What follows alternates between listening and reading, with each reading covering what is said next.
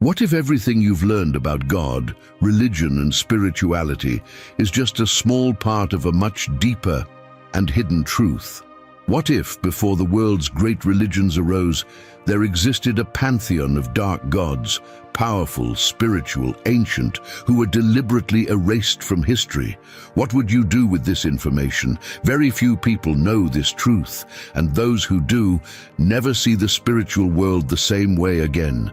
Before the Bible, before the Quran, before the Torah, there was ancient wisdom, there were venerated beings. There was a spiritual power of African origin connected to the deepest roots of humanity. These gods, the black gods, were worshipped, revered, feared, and then silenced, erased from the records, replaced, distorted, transformed into legends, myths, or even demons. But why? Who had an interest in hiding these powerful figures from the dominant narrative? What makes these gods so dangerous to modern religious systems? And most importantly, what does this reveal about you, your faith, and your own spiritual origins? In this video, you'll delve into a shocking discovery, a forbidden dive into the mysteries that have been buried by the forces of religious, political, and historical power. Prepare to question everything you thought you knew about the divine. And more than that, prepare to reconnect with spiritual wisdom that may have been ripped from your own heritage, unbeknownst to you. Today, we'll begin by revealing who the first black gods in history were, those who predate any formal religion. You'll understand how they were worshipped by ancient civilizations such as Kemet, Kush, and the Ethiopian peoples. We'll analyze how these deities possessed attributes similar to, and often superior to, those of figures known from modern scripture. We will show how these gods were intentionally silenced, their stories manipulated, their images demonized, and their teachings buried. And most alarmingly, we will reveal evidence. Yes, evidence that these beings still influence the spiritual world today, albeit in hidden ways. You'll discover how dominant religions copied symbols, archetypes, and even narratives from these ancient gods. You'll understand why much of this knowledge was considered dangerous and heretical, and what this says about the construction of modern faith. We'll also explore how this ancient spirituality lives on in occult practices, in Afro-descendant culture, and even in some forgotten passages of the Bible itself. And if you think this is all just ancient history, you're in for a surprise. You'll see how these revelations connect with your life today, with your spiritual purpose, and with your personal awakening. Because this story isn't just about the past, it's about you. It's about reclaiming something that was taken from you, something that might hold the key to a new understanding of your existence. Throughout this video, we'll explore 10 powerful revelations, from the origins of these gods to the reasons behind their erasure, including hidden historical evidence, parallels with modern religions, connections with African spirituality, institutional manipulation, the censorship of oral traditions, the impact of these deities on your spiritual journey, and the urgent call to rediscover this silenced truth. But before revealing all this, you need to be ready. Ready to hear what you've never been told. Ready to confront centuries of spiritual manipulation. Ready to see what has always been before your eyes, but hidden for centuries. And if you've come this far, it's because something within you is awakening. A silent, profound call, perhaps ancestral. Now tell me, what does this awaken in you?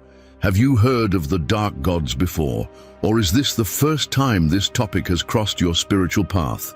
Leave your thoughts, questions, or even your outrage in the comments. Your participation is essential, because this channel isn't a monologue. It's a space for investigation and collective awakening. If this content touched you in any way, if it made you think, reflect, or even revolt, show that you're here.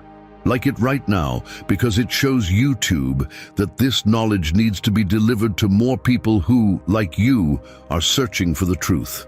And if you're not yet subscribed to the channel, click subscribe now because the next revelations go even deeper, and you won't want to miss them. Let's together reclaim what has been silenced, because the truth always finds a way to emerge. So let's dive deeper. Because now that you're here, now that you've felt the impact of this discovery, the time has come to open your eyes to something that has been carefully hidden from humanity for millennia. Something that, if revealed in its entirety, could shake not only your faith, but the entire structure of Western religious thought as we know it. We're talking about the hidden origin of the dark gods. Long before the Abrahamic religions emerged, before Moses received the tablets, before Abraham heard the voice of God, before Jesus was called the Son of the Most High, sacred names were already being chanted in ancient languages throughout the vast territories of ancient Africa. Black deities with African features were worshipped as creators, sustainers of life, cosmic judges, and spiritual guides. They were seen not as paganism or idolatry, but as a direct expression of the sacred.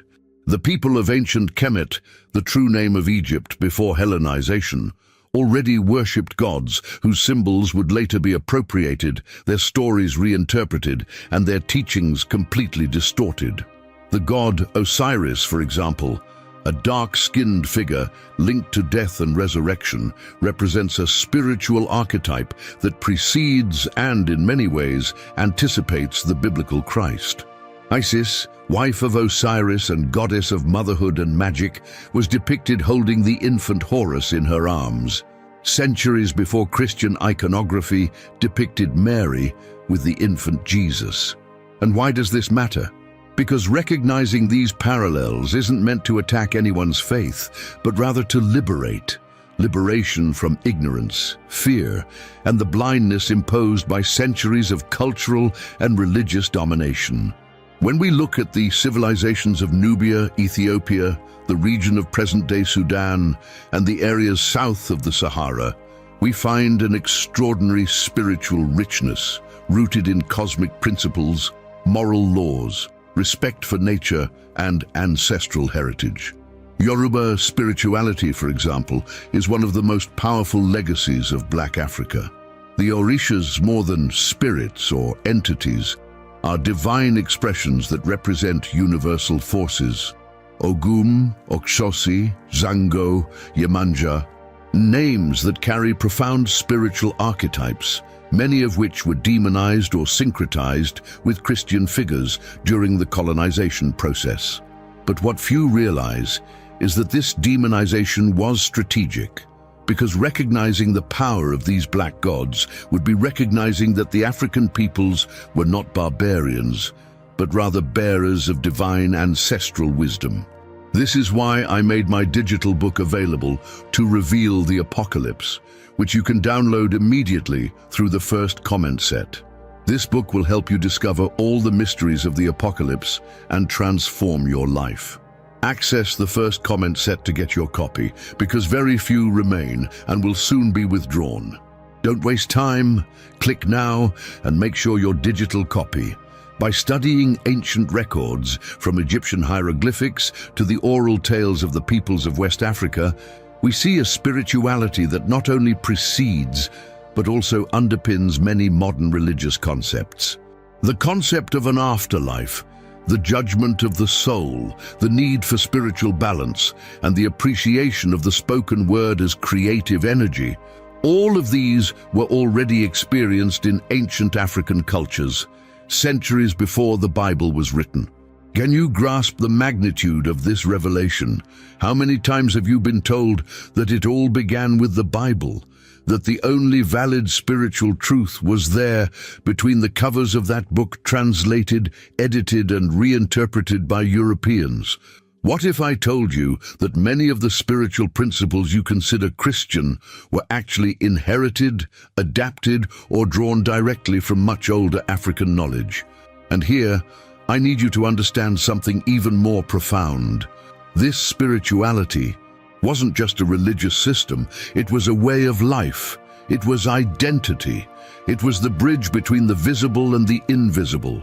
For these people, it was the link with their ancestors, beings who had passed away but still influenced, protected, and guided the living.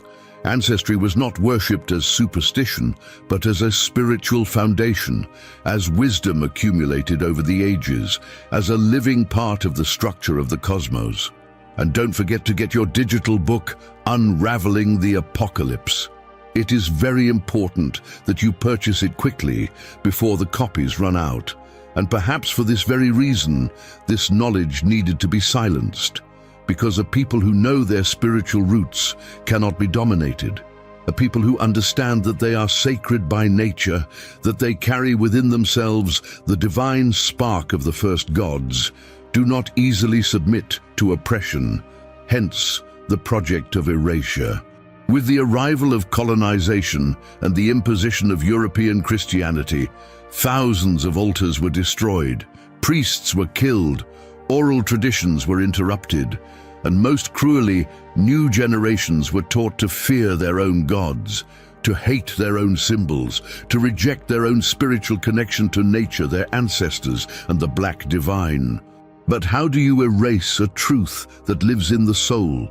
How do you eliminate a spiritual force that has endured centuries of pain, slavery, diaspora, and destruction, and yet still pulses in every drumbeat, every ritual dance, every ancestral chant that stands the test of time? It wasn't erased, it was hidden, encoded, disguised, hidden between the lines of sacred texts. And that's what we're going to begin to reveal here. In this video, you won't just hear facts. You'll feel the energy of a truth that cries out to be remembered. Because when you recognize the spirituality of black gods, you're not just learning history, you're reclaiming your own spiritual identity. And if you're here, listening to all this, perhaps it's no coincidence. Perhaps your soul is ready to remember. Perhaps something inside you has always known there was something wrong, something missing, something disconnected in the way you were taught to relate to the divine. And now, little by little, the connection is being restored. This is just the first layer of many we will uncover. The origin of the dark gods is just the beginning. We will discuss the historical evidence that has been buried, the manipulations carried out over the centuries, the parallels between these gods and the central figures of the great religions.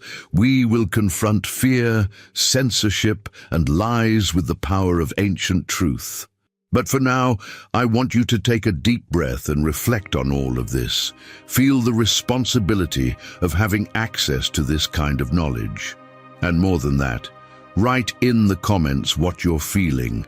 Write from the heart, because this is more than content. It's a portal for reconnection. Write, for example, I acknowledge the spiritual ancestry of black gods, or simply, I am ready to remember. These phrases have power. They affirm, they call, they activate. And now that you've felt the spiritual weight of these revelations, now that the flame of awareness has begun to ignite within you, it's time to go even deeper. Because it's one thing to acknowledge that black gods existed before the traditional religions we know today. It's another, much more uncomfortable thing to face head-on the system that decided to erase these deities from history as if they never existed. And this part, I confess, is painful, but it's necessary. Because it's not just about history, it's about a spiritual war, carefully engineered to distance you from your divine origin. The process of suppressing these figures did not happen by accident. It was not cultural oblivion. It was a systematic strategy of spiritual erasure, designed and executed by power structures that fully understood the impact these deities had on the African people and their diasporas. They were gods who empowered. They connected people with nature, with their ancestors, with the invisible force that inhabits the universe. They were gods who did not demand blind submission, but rather consciousness. And this was extremely dangerous for the model of religion that would later be established with European imperialism and colonization. For the colonial domination project to be effective, it was not enough to dominate lands.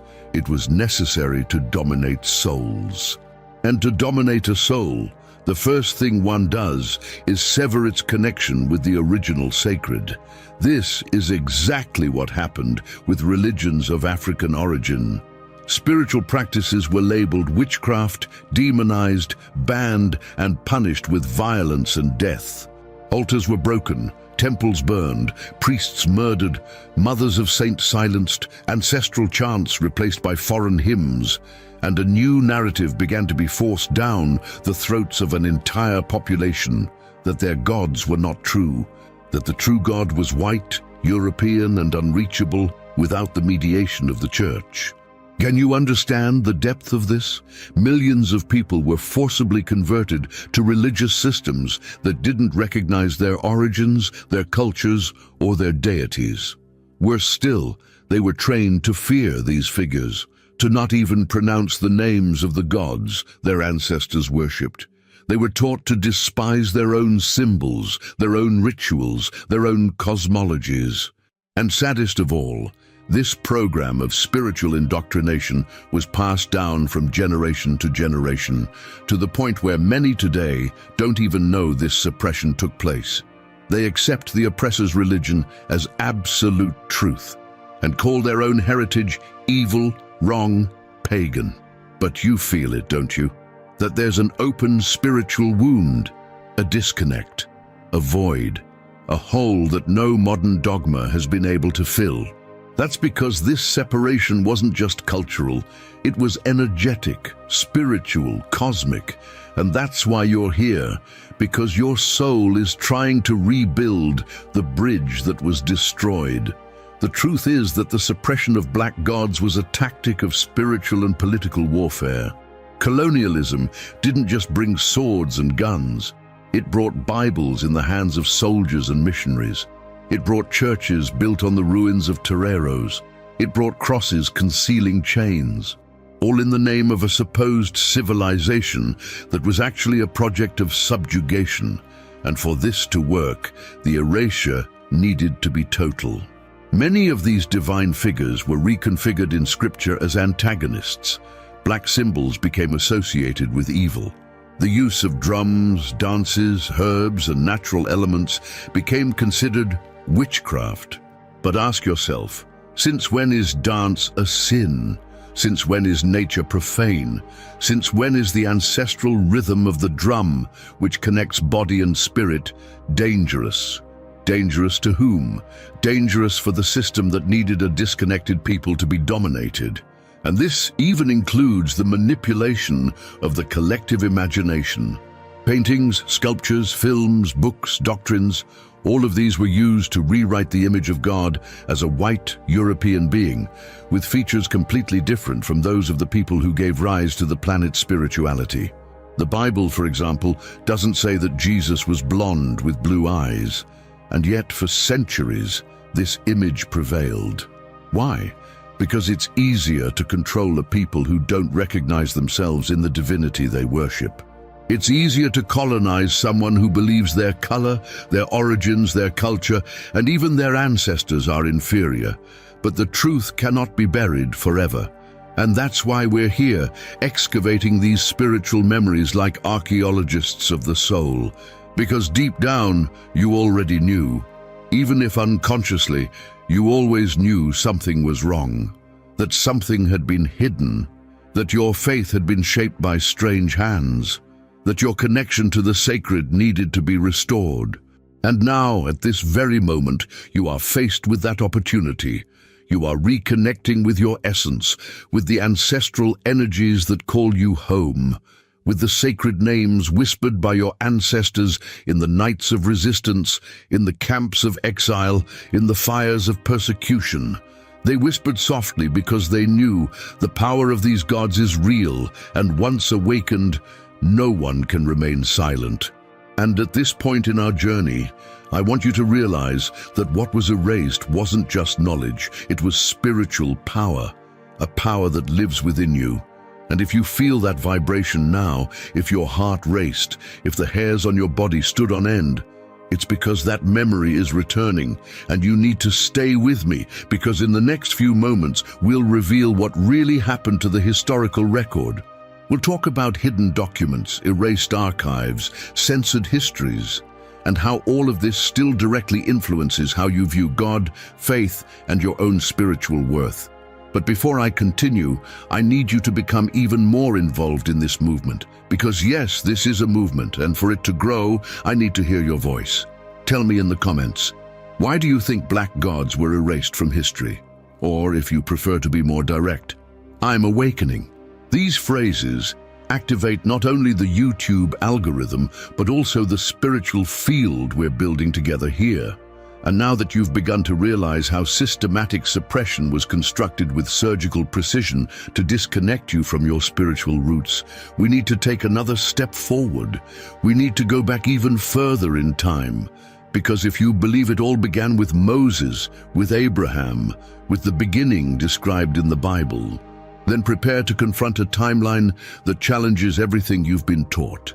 Because the truth is that long before the Holy Scriptures took shape, entire civilizations already existed that worshipped, served, and connected with profound, complex, powerful, and black deities.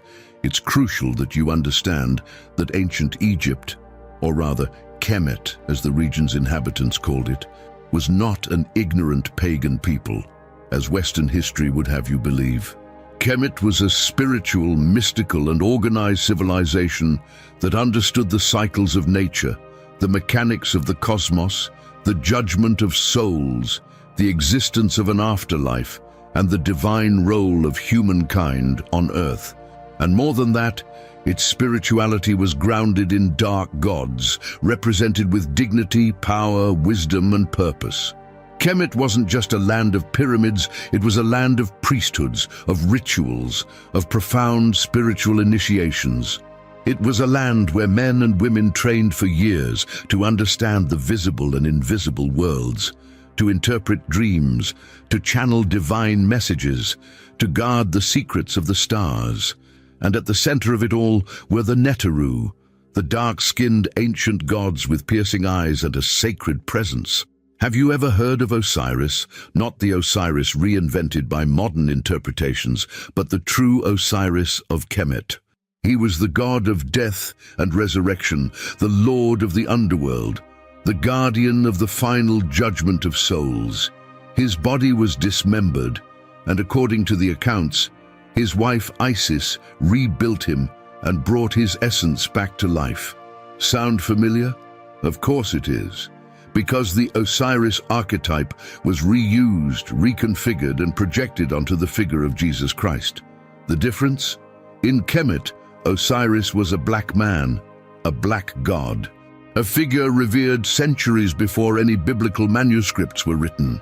Now imagine the impact of this. Imagine what it means to know that the concept of a God who dies, rises again, and reigns over eternal life is not exclusive to Christianity. What's more, this concept already existed in Africa millennia before. We're not talking about copying or plagiarism here. We're talking about direct influence, about spiritual foundations that were appropriated, reshaped, and over time, distorted, to the point where the descendants of these same peoples no longer recognize their own spiritual heritage in the religions they practice today. And it wasn't just Osiris. Horus, son of Isis, is portrayed as a divine child who, from birth, is persecuted by evil forces. He grows in wisdom, performs miraculous feats, fights evil, and is a symbol of renewal and spiritual victory. This same Horus was depicted in the temples of Upper and Lower Egypt with the double crown, a symbol of union between the worlds, something that later appears in a similar way in the symbolism of Jesus as the mediator between heaven and earth. If you stop and look closely, you'll notice how striking the parallels are. Horus was known as the light of the world. So was Jesus. Horus had 12 disciples. So was Jesus. Horus was born of a virgin. So was Jesus. Horus was baptized in a river by Anop, a figure who resembles John the Baptist. So was Jesus. And no, this isn't a conspiracy theory. This is history, hidden history, omitted history.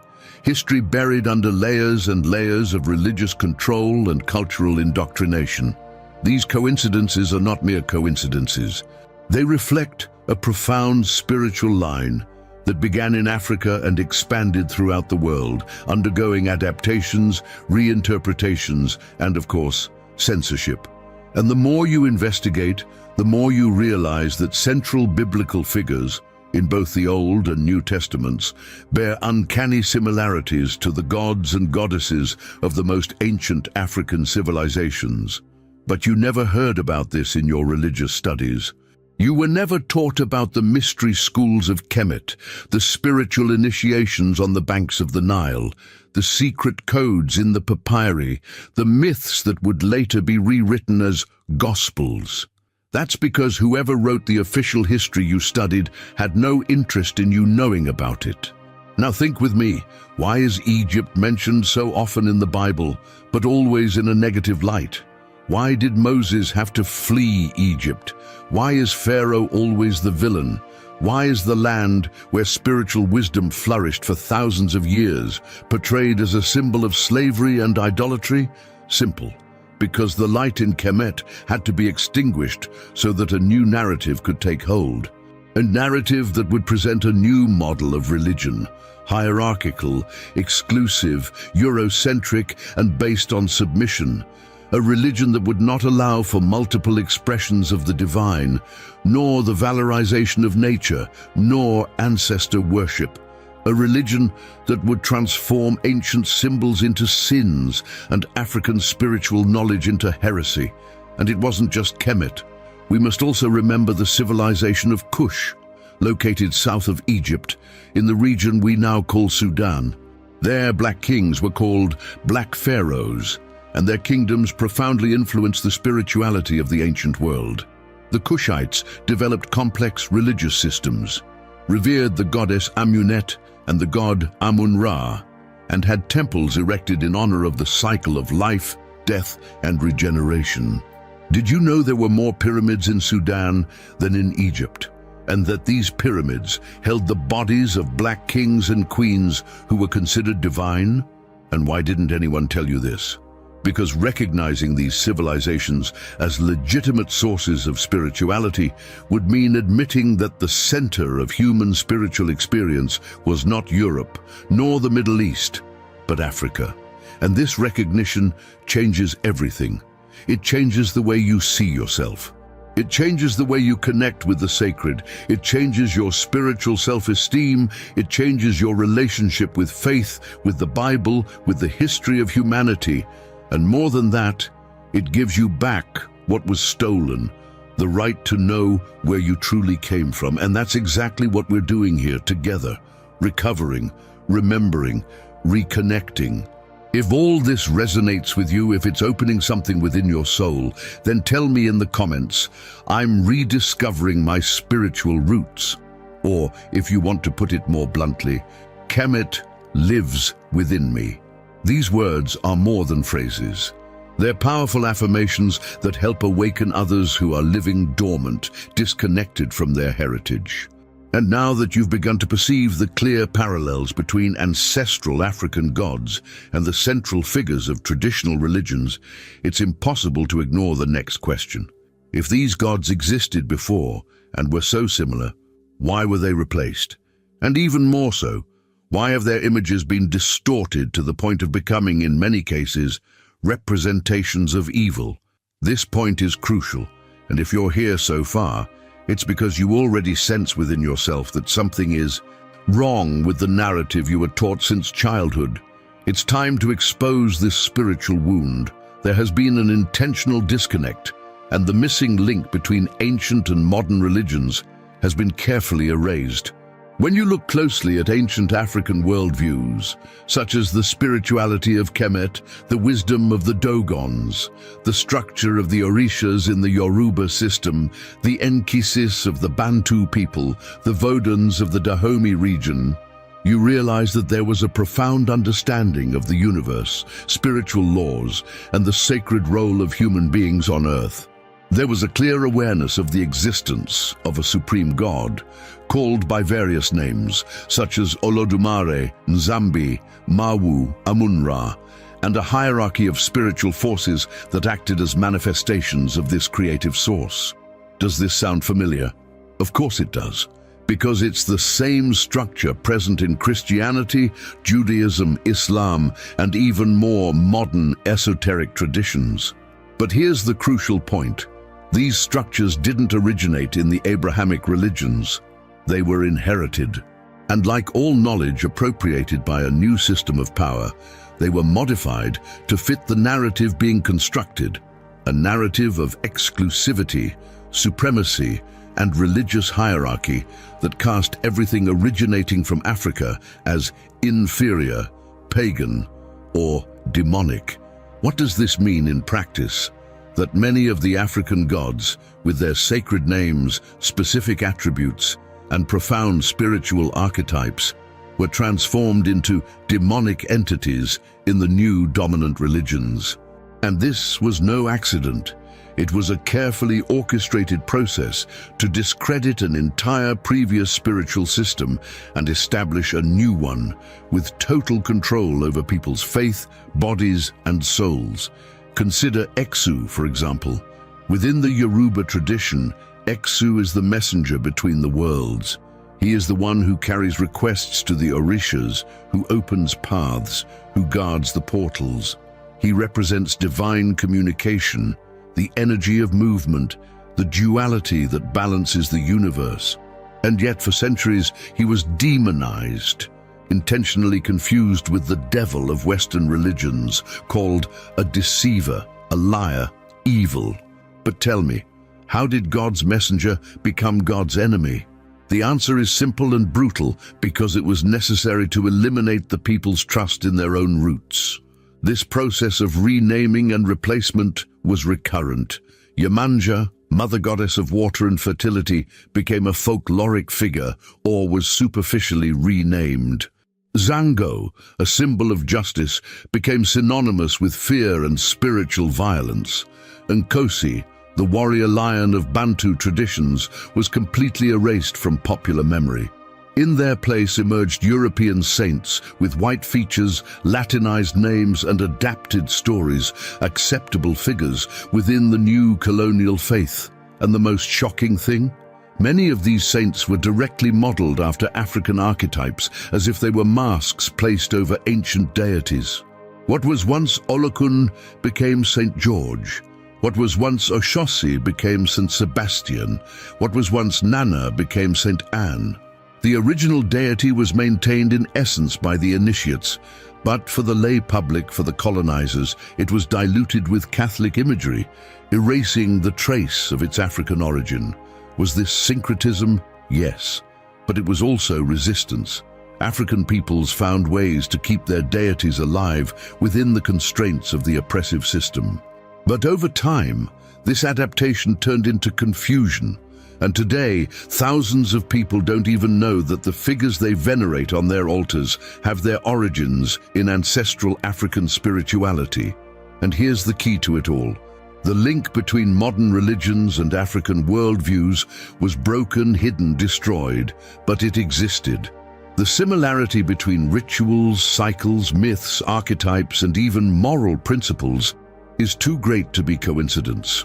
And when you realize this, the question arises, why didn't anyone tell you this before? The answer is painful, but liberating.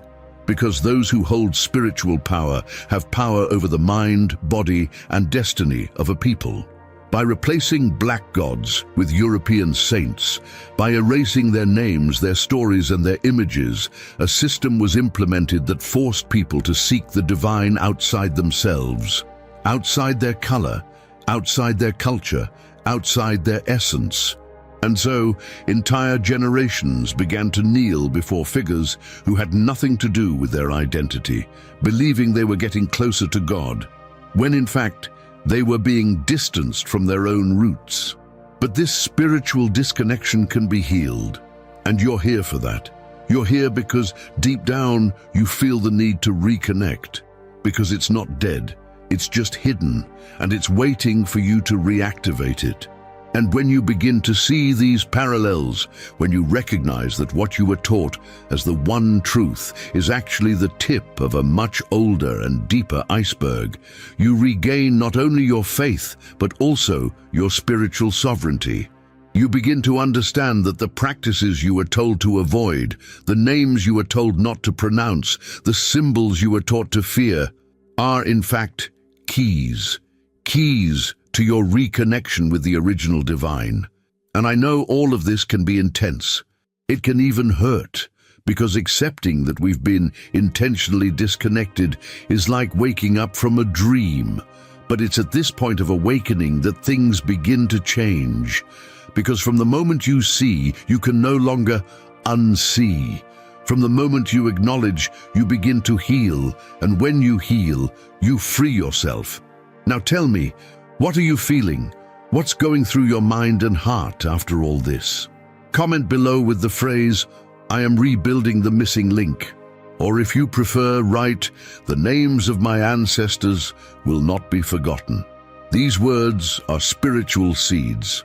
And when you comment, you're not just interacting with a video, you're participating in a movement. Have you ever wondered why so much information simply doesn't seem to exist in school books, traditional churches, or the media that has accompanied us since childhood? Have you ever stopped to consider how it's possible that entire civilizations, with complex spiritual structures, colossal architectures, ethical systems, sacred rituals, and black deities, have been literally erased from our collective memory? The answer isn't simple, but it must be faced. The truth has been hidden, censored, and stifled by centuries of historical and spiritual manipulation. And the time has come to look this reality in the eye.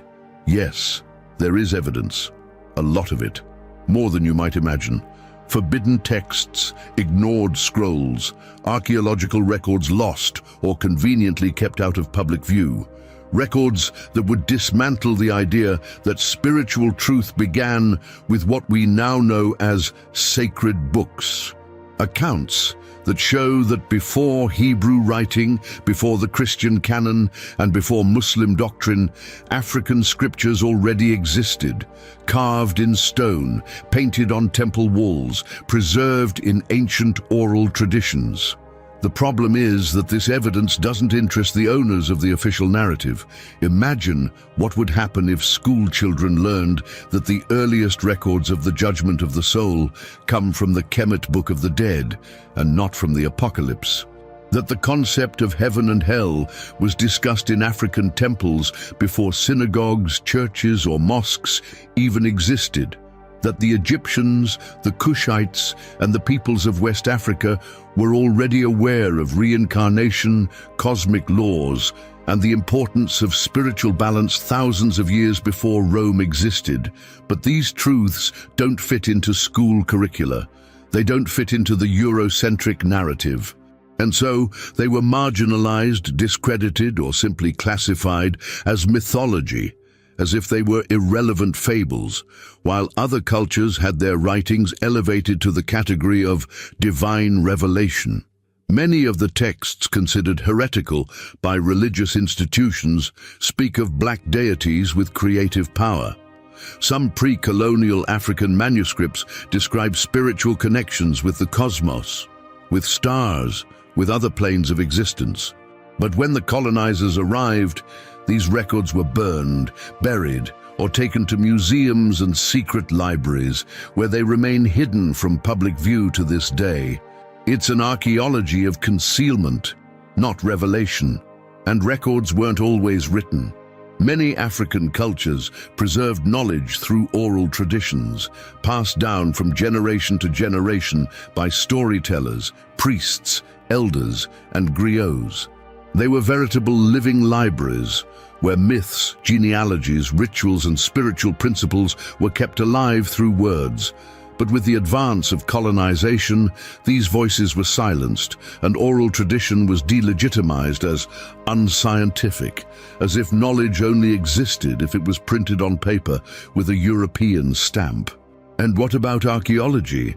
How many discoveries have been ignored because they didn't fit into what traditional academia was willing to accept? How many artifacts that prove the presence of high spirituality in Black Africa have been catalogued without context or deliberately misinterpreted? It's impossible to count. What we do know is that there are pyramids, tombs, temples, sculptures, and symbols that attest to the spiritual depth of these civilizations, but they remain beyond our reach because those who control the narrative also control what you see or don't see. There are also accounts of ancient explorers who wrote about African rituals with reverence and respect. These accounts are now considered obscure and don't appear in textbooks. There are documents from missionaries who, upon arriving in Africa, were impressed by the level of spiritual organization of the people they encountered, and wrote in their own diaries that their faith was purer than ours. These writings exist, but they are buried in university basements, hidden behind academic barriers, or considered too inconvenient to circulate. And if you're wondering why none of this was taught to you, the answer is brutally clear. Because acknowledging this evidence means returning Africa to its place as the spiritual cradle of humanity. It means dismantling the idea that salvation came with the colonizers. It means facing the fact that the people who were enslaved and silenced were, in fact, the guardians of an ancestral wisdom that was stolen, distorted, and used against them. The saddest thing is that this erasure has created entire generations of people who have learned to distrust anything black, anything African, anything that doesn't bear a European seal of authenticity. People who are afraid to wear a necklace with an ancestral symbol, afraid to light a candle, afraid to pray to nature, afraid to honor their ancestors, because they've been trained to see all of these things as evil. But now you know that this evil thing was actually the most sacred thing on earth. Now you understand why this evidence never reached you, because it doesn't serve control, indoctrination, or the system that profits from spiritual ignorance. But truth has a power that not even millennia of oppression can erase. And if you've made it this far, if you're still with me on this journey, it's because this truth is echoing within you. It's calling you back home. It's reactivating memories that were dormant but never died. Now think with me. What if this evidence were placed in the right hands? What if black children around the world grew up knowing that their ancestors were Earth's first spiritual teachers? What if the world recognized that the first concepts of divinity, balance, judgment, reincarnation, and transcendence came from dark-skinned people with thick lips, curly hair, and dancing bodies? What would change in our spiritual self-esteem? What would change in the way we view ourselves? These are questions that need to be asked, because rescue isn't just about knowledge, it's about identity, it's about spiritual dignity, it's the chance to rebuild the bond that was broken, to restore the altar that was destroyed, to remember what was erased. And now, more than ever, I want to hear from you. I want to know what this awakened in you. Comment below with the phrase, "I see the hidden evidence," or if you prefer, write, "The ancestral truth calls me." These words are seeds that blossom in other hearts. They are phrases that break the cycle of silence. And now that you begin to understand the depth of the hidden evidence, an inevitable question also begins to arise within you. And what does all this have to do with me today? This is the question that resonates most strongly. Because yes, it is important to know the past, to recover the history that was erased, to name the silenced gods, to restore dignity to our ancestors. But just as important, if not more so, is understanding how all this shapes your faith, your spirituality, and your identity in the present. You may have grown up in a Christian, Catholic, evangelical, spiritualist, or perhaps Muslim tradition, or even far from any organized religious practice, but regardless, there's something no structure can erase. Your spiritual origins are African. And this isn't just historical information, it's an energetic, vibrational, ancestral reality. Original black spirituality wasn't just a belief system. It was a way of life. It was a profound understanding that everything is connected. The body, the mind, the ancestors, the elements of nature, the cosmic cycles, the words, the songs, the gestures, the time. Everything was spiritual. Life was spiritual. And this brings us to the central point of this moment. Reclaiming this ancestral spirituality isn't about returning to the past. It's about reconnecting with a force that has always been present within you. A force that may have been silenced, stifled, suffocated, but that never stopped pulsating. Think about it. Why is modern spirituality so fragmented? Why do so many feel empty, even when attending temples, reading scriptures, and praying fervently? Why do so many have faith but lack peace? Why is the image of God, for many, still a distant, punitive, cold figure? Perhaps because this image was built on foundations disconnected from humanity's true spiritual essence. Perhaps because the current structure of dominant faith was built without taking into account the world's black soul. And that's why, even without realizing it, thousands of people live with this feeling of disconnection, as if something were missing, and it is. What's missing is a reconnection with our roots, with our true names, with our original rituals, with the spiritual codes that were transmitted not through books, but through bodies, through dances, through rhythms, through stories told around the fire, through wisdom held in the hands of old women, through chants whispered in the toreros, at crossroads, in the waters, in the winds. And when you begin to remember this, not with your mind, but with your spirit, something aligns within you. A switch flips, a frequency is activated. You stop looking outside for what has always been within. You stop seeking approval from systems that never fully acknowledged you. You look in the mirror and begin to see the divine spark within you. You understand that you no longer need to ask permission to access the sacred, because the sacred already resides within you. This is the strength of ancestral black spirituality. It does not separate the divine from the human. It does not pit heaven against earth. It does not transform God into a distant judge.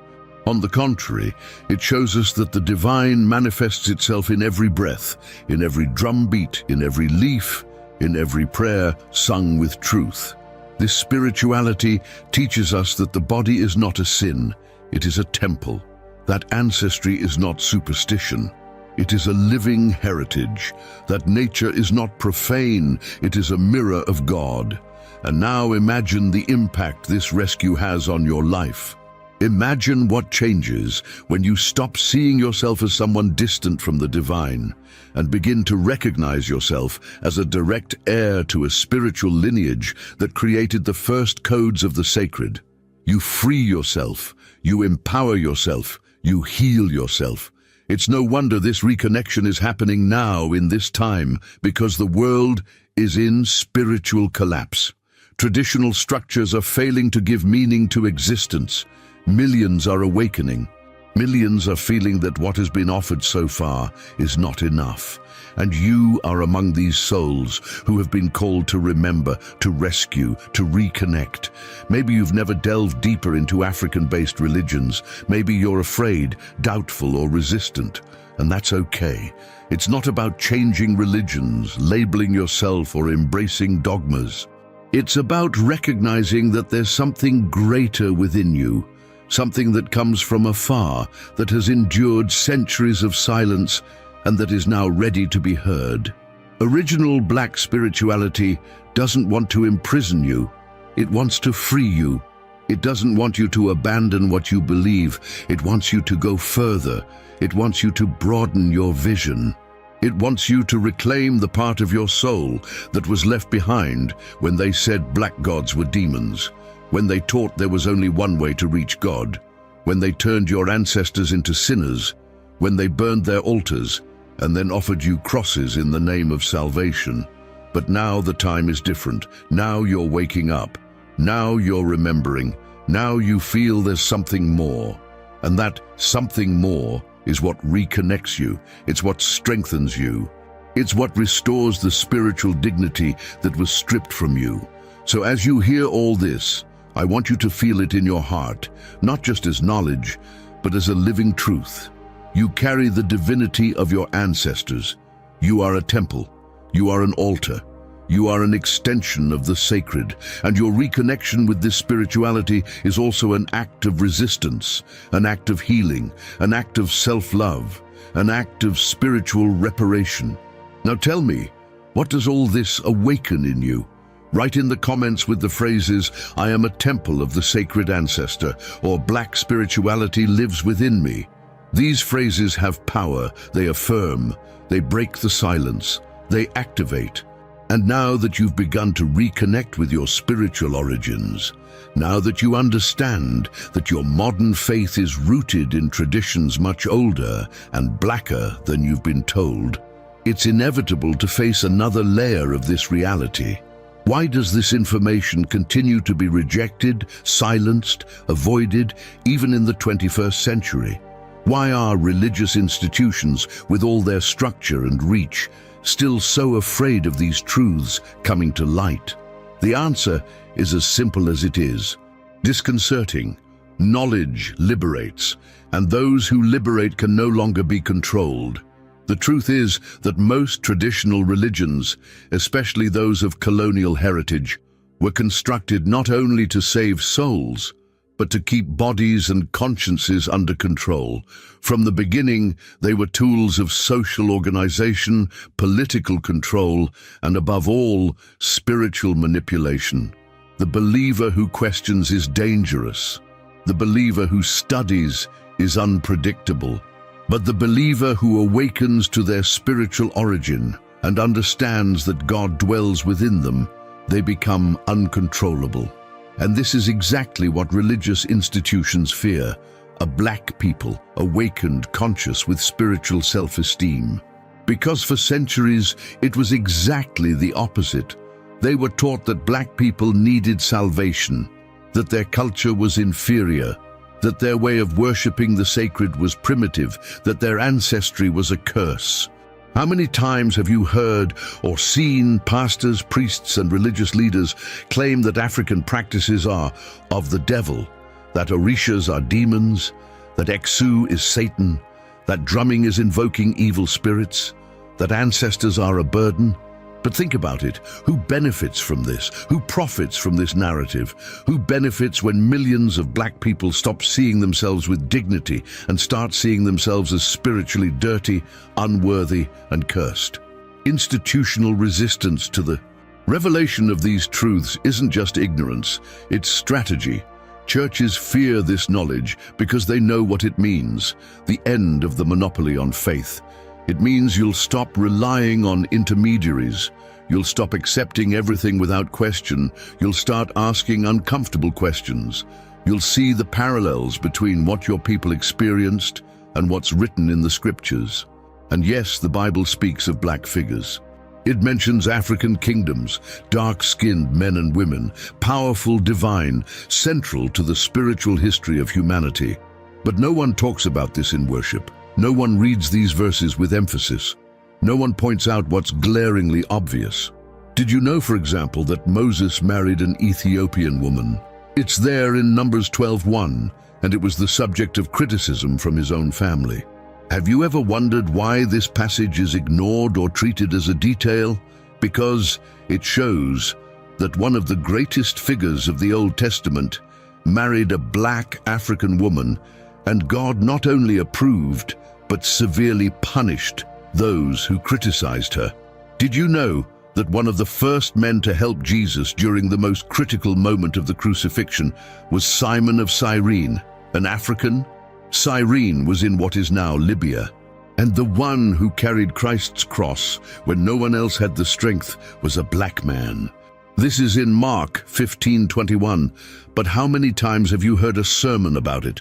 And what's more, did you know that the Magi, who recognized Jesus' birth as a spiritual event, came from the East and Africa?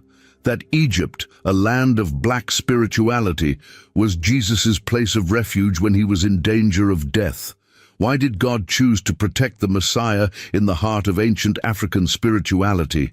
Why didn't he send the family to Rome, Athens, or Jerusalem? Why Egypt? The answer lies at its root. Egypt was the spiritual center of the ancient world. It was where initiates were trained, where the mysteries were revealed, where the dark gods were still worshipped, albeit under surveillance. And God, in his wisdom, took Christ to protect himself in the place where the foundations of human spirituality had been laid. This is written, but no one told you. Why? Because this narrative shakes the foundations. It reveals that the Bible is not a white book, that the biblical people were not European, that the spiritual roots of almost all the great prophets are undeniably intertwined with Africa, that the central characters, such as Moses, Solomon, the Queen of Sheba, Jesus, Simon of Cyrene, Philip, and the Ethiopian eunuch, are part of a web of stories that place black spirituality as an essential part of divine revelation. But modern religious institutions have chosen to tell an edited version. They chose to create European iconography, paint saints and sacred figures with white strokes, and hide the true skin tones of so many biblical characters. They chose to build temples where ancestral symbols were replaced by Romanized images. They chose to erase the drum, the chant, the moving body, and the ancestor as a guide. And even today, when someone tries to bring these truths to light, the system reacts. It reacts with fear, with accusations, with defamation. Why? Because awakening black people to their true spiritual identity means freeing millions of people from the mental and religious yoke. And when this happens, churches lose members, systems lose control, empires lose profits. But the good news is that the awakening has already begun, and you are here now, a part of it. You are hearing what was never said from the pulpit. You are seeing what was never shown in Sunday school classes. You are questioning what seemed unquestionable. And this, my brother, my sister, is the beginning of a silent revolution, a revolution that begins within, that begins with a what if, with a why haven't I ever been told this, with a I need to know more. Now, I want you to tell me, what is this content stirring inside you? Write in the comments the phrase, I am breaking the shackles of spiritual lies. Or if you prefer, write, the Bible does not hide the black presence, they hid it from me. These phrases are affirmations. They activate something. They show that you are here not just to watch, but to awaken together. And after everything you've heard so far, after all these truths that have been hidden for so long, now the most important question is no longer about others, nor about religion, nor about official history. The question now is direct, intimate, and urgent. Who are you within this story? What does all this reveal about you, your origins, your faith, and your spiritual identity? Because deep down, all we're doing here is pulling a thread that connects you to something that has always been within you, but that perhaps you never had the courage, freedom, or awareness to access until now. Can you feel it? That restlessness that accompanies you throughout this video, that subtle vibration that seems to touch something deep within your soul? This isn't just curiosity. This is a calling. It's the echo of your ancestors saying, hey, you're remembering. It's the silent sound of your original spirituality inviting you to look at yourself again with different eyes. Because you are not just the name they gave you, the religion they raised you in, the shape they imposed on you. You are part of an ancient, powerful, black, divine spiritual lineage, and that's exactly what they tried to erase. Western spirituality, as it was constructed and taught to you, shaped your worldview. It shaped your idea of God, your idea of right and wrong, your relationship with your body, your ancestry, and the sacred. You were taught that to be close to God, you had to deny parts of yourself. You had to deny your roots, your colors, your rhythms, your words, your symbols. You had to distance yourself from your own spiritual history to be accepted by a distant, cold, severe, Eurocentric deity. And that's not your fault. This was a system, a project, a precisely engineered plan to weaken the spiritual self-esteem of entire peoples, to make you grow up believing there was something wrong with your origins, that your spirituality was dangerous, that your ancestral practices were sinful, that the drum was evil, that the orishas were demons, that your people needed saving, when in fact it was your people who carried the spark of the divine since the beginning of time. But now something changes, because now you're looking in the spiritual mirror more clearly.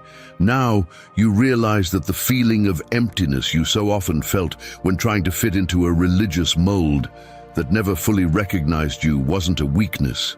It was the call of your roots, asking to be remembered.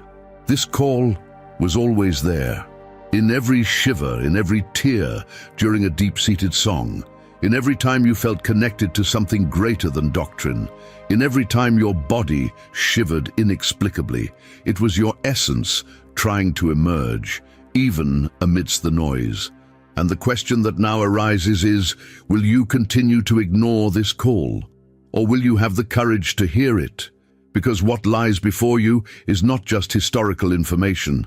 It is a spiritual crossroads, a moment of decision, an opportunity to stop living with half your soul, to stop hiding behind interpretations that never fully embraced you, to stop carrying guilt that isn't yours. Do you feel like there's a void that no church has filled, that no doctrine has satisfied? Have you ever found yourself thinking there was something more, something deeper, truer, more yours? Have you ever felt like there's a kind of faith that doesn't separate you from who you are, but reconnects you to your strength? Well, that's exactly what we're talking about here. You don't need to become part of a specific religious system to reclaim your spiritual ancestry. You just need to remember. Remember that your faith didn't begin with colonization, that your ancestors prayed, danced, and spoke to the divine even before crosses and pulpits existed. That your skin, your hair, your voice, your blood, all of this carries the code of the spirituality they tried to silence, but which is now awakening in you. And perhaps, for the first time in your life, you're seeing yourself as part of something bigger, bigger than the religion imposed on you, bigger than the labels you've been given. Bigger even than you can imagine right now. You're part of a lineage of kings, queens, prophets, sorcerers, healers, guardians, priestesses, storytellers, spiritual masters. And they're all looking at you now with pride, because you're remembering. You're saying yes to the call. You're saying enough to the lie, and that changes everything. The truth is, you never needed to adapt to be accepted by God, because you were already born accepted, loved, and connected. What you needed was to remember that connection. And now you are remembering, you are coming home. You are embracing your true spiritual identity, which doesn't need permission to exist, because it already existed before any system tried to mold you.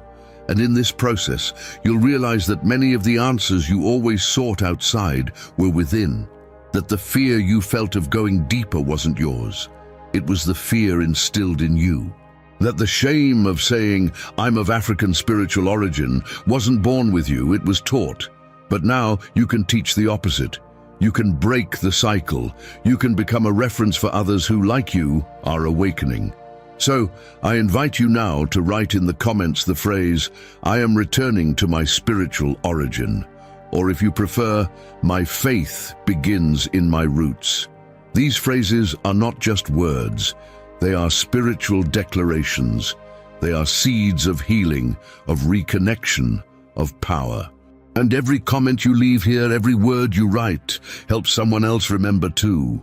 And now that you begin to realize that this calling is real, that this spiritual heritage is not a fantasy or a coincidence, but a living inheritance within your blood, your skin, your ancestral memory, the inevitable question arises.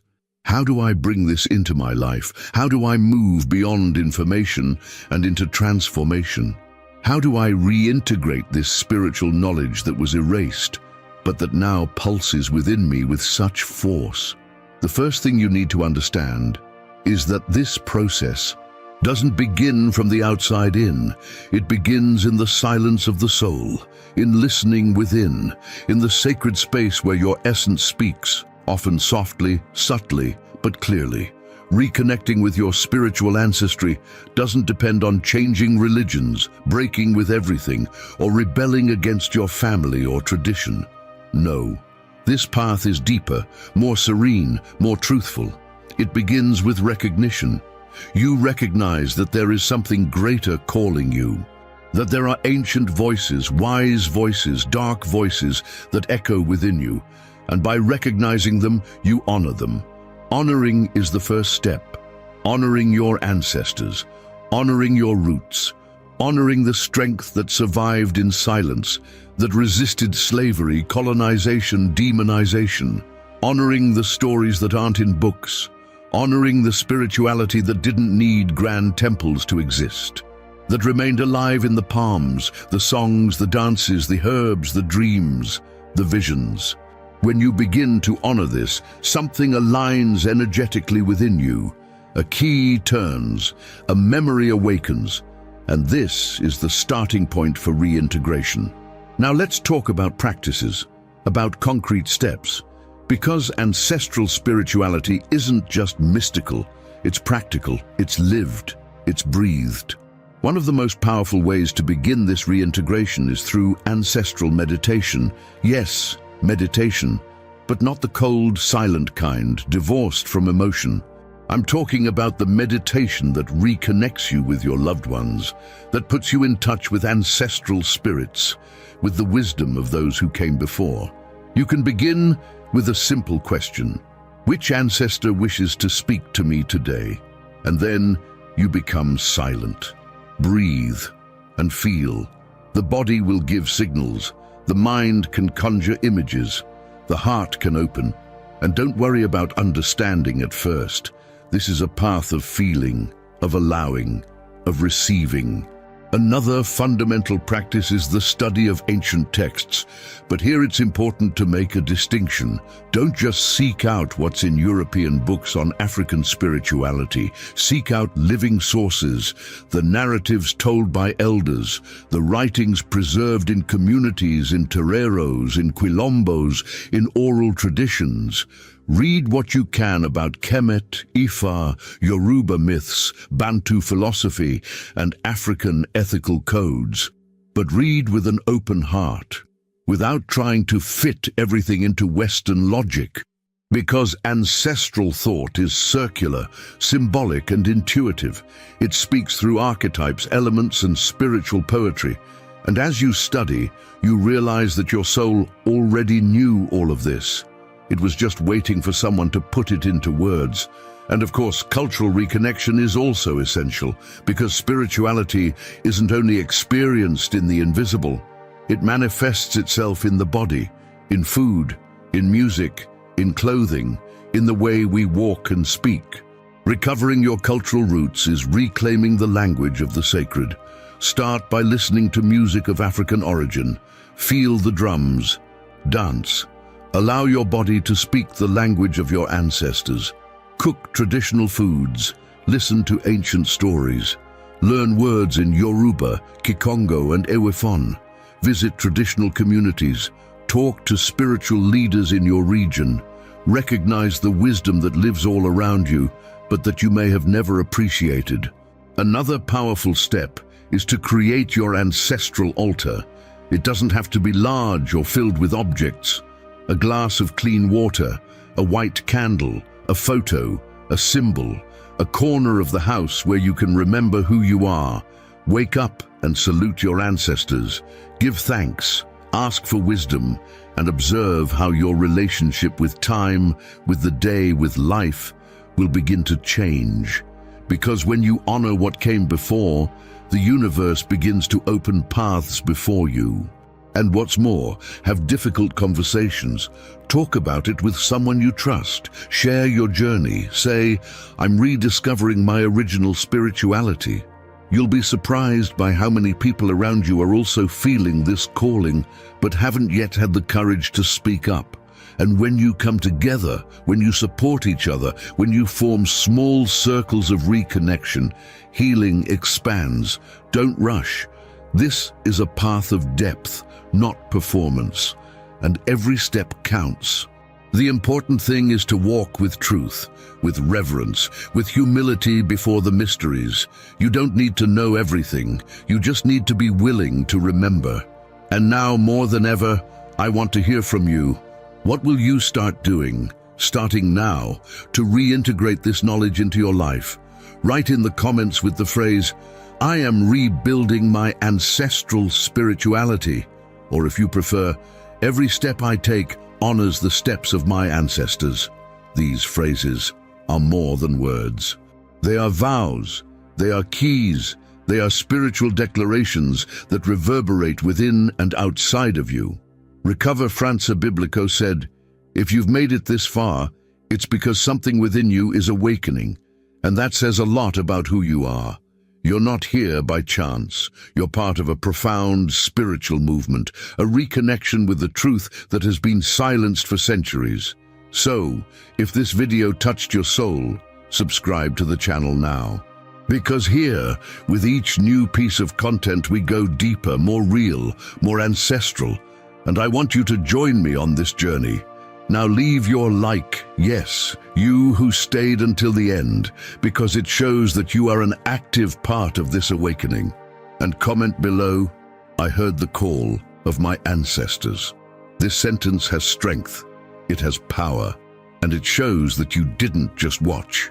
You felt it. And of course, it doesn't stop there. The next video is already appearing on your screen. Click it now and continue this journey with me, because the ancient truth can no longer be silenced, and you are here to be its voice. Let's go together.